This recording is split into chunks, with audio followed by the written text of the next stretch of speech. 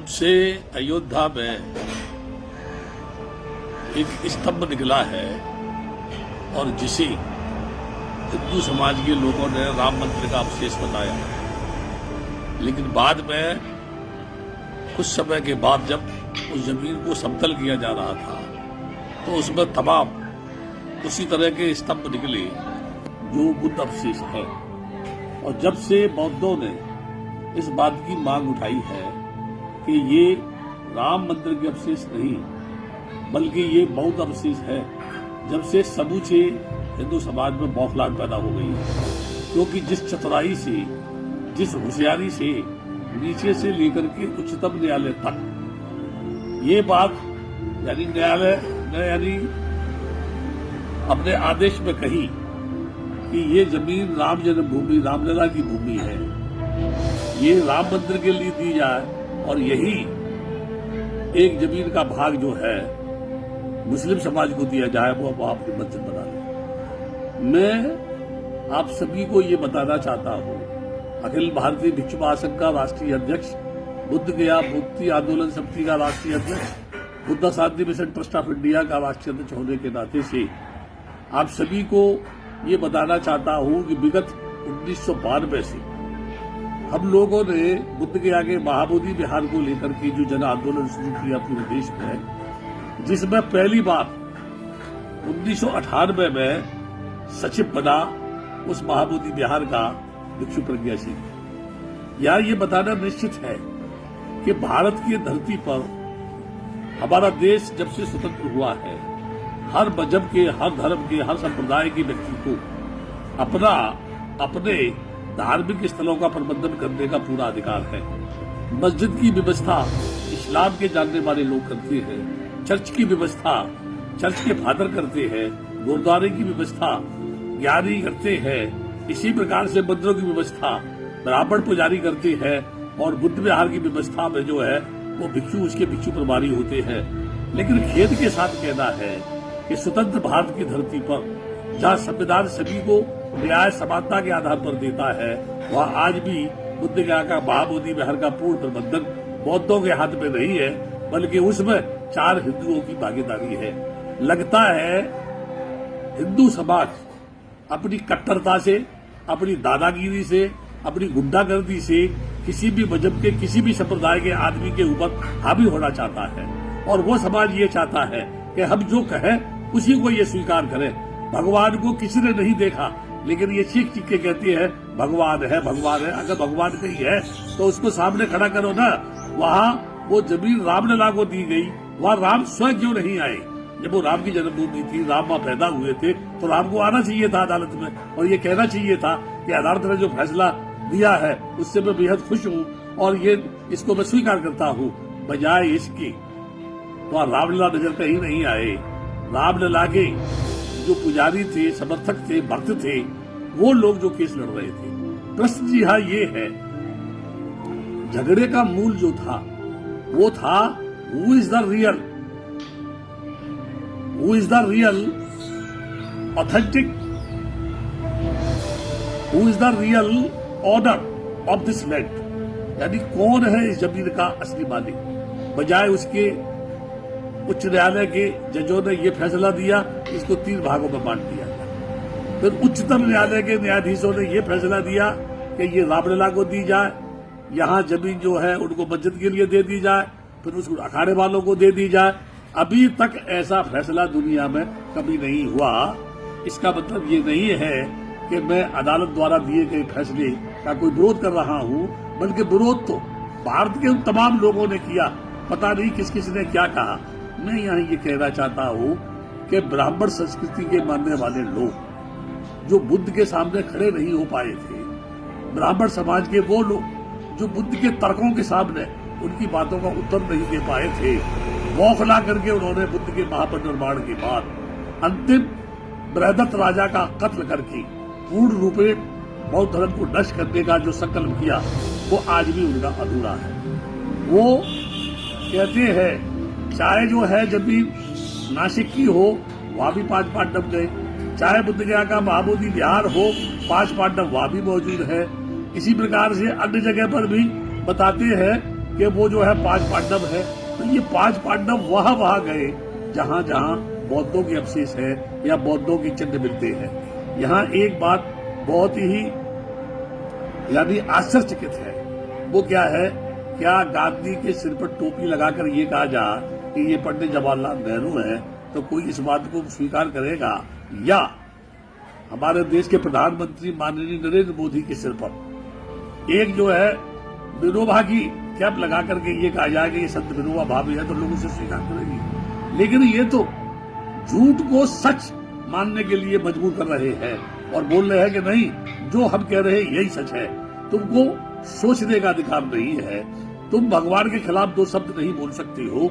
अगर मान लीजिए तुम भगवान के मानने वाले हो और मैं भगवान को नहीं मानता हूँ, तो तुम्हारी क्या दादागिरी है कि तुम मुझे मजबूर करो कि मैं भगवान को मानूं? नहीं मानता, मैंने नहीं देखा है, तुमने देखा तो दिखाओ।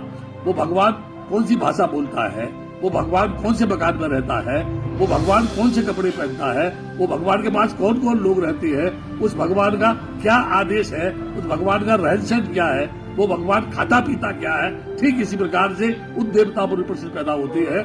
लेकिन इनका तो कहना यह है कि आप एक भी शब्द जो है साहित्यों के खिलाफ, पुराणों के खिलाफ, दर्शन के खिलाफ नहीं बोल सकते। इसका मतलब है कुछ न कुछ अंदर काला है जिसकी वजह से ये बोलने से रोकते हैं।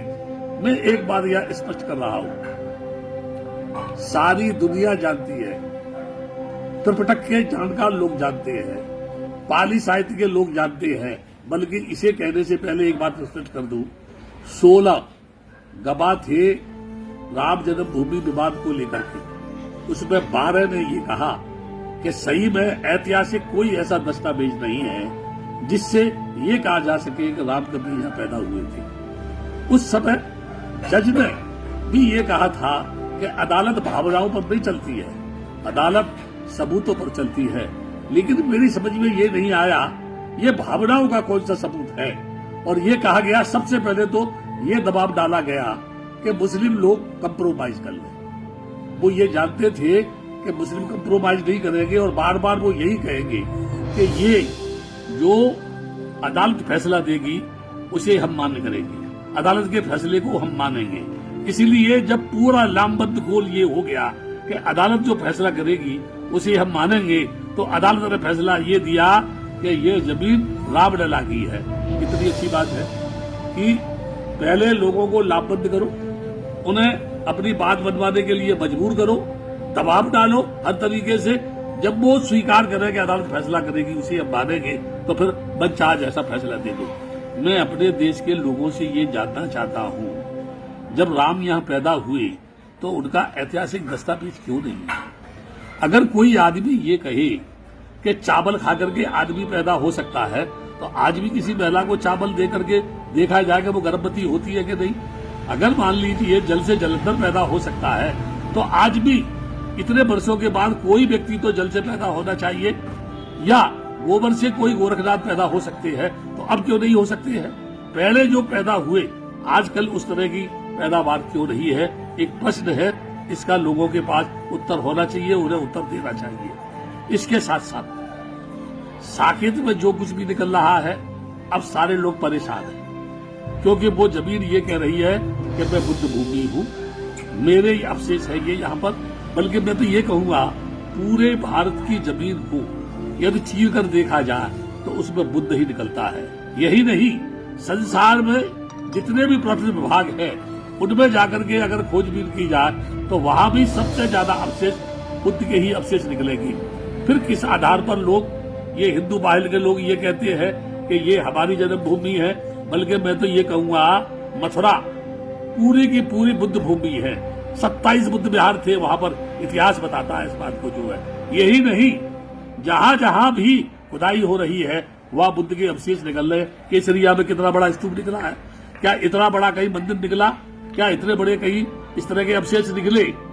मेरे यहाँ कहने का तात्पर्य ये है कि जो समाज, कुछ लोगों ने सोशल मीडिया पर पूछा है तो हमें क्या करना चाहिए।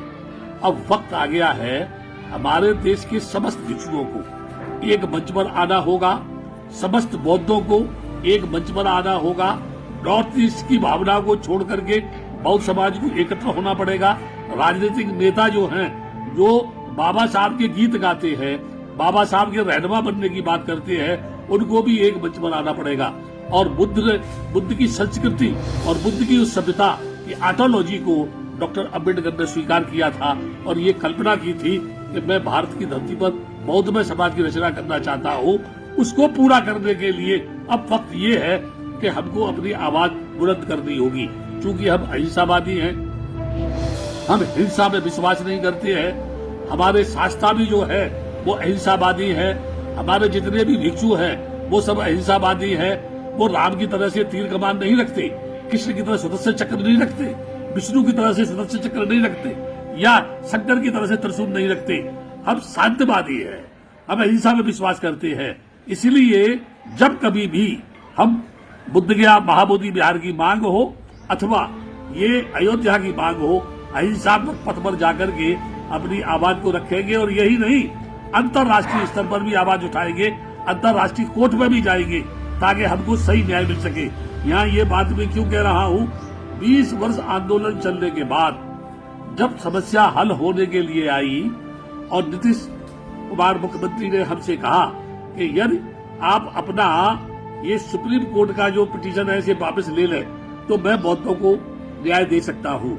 लेकिन हमें दुख इस बात का है कि जब समस्या हल होने वाली थी तो हमारे ही कुछ उन महान विभूतियों ने जो अपने आप को बौद्धों का भगवान समझती है, सुप्रीम कोर्ट में अपील दायर कर दी। अपील दायर करने से 50 सैकड़ों वर्ष तो लग गए बाबरी मस्जिद की समस्या हल होने को।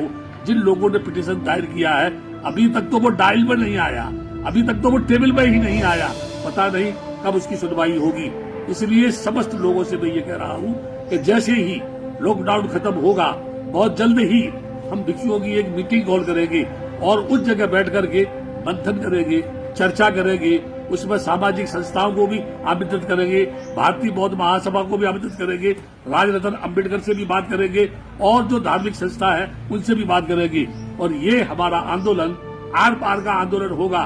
क्योंकि जब तुम अपने धार्मिक स्थल छोड़ने को तैयार नहीं है तो भारत के बौद्ध भी राष्ट्रीय अंतर्राष्ट्रीय स्तर पर जो भी भारत में बौद्धों के अवशेष है या बौद्धों के अवशेषों के स्थान है उनको किसी भी कीमत पर हम नहीं छोड़ेंगे, चाहे इसके लिए हमको अपनी जान देनी पड़े। लेकिन हमारा आंदोलन पूर्णतः बार बार मैं कह रहा हूँ अहिंसात्मक होगा।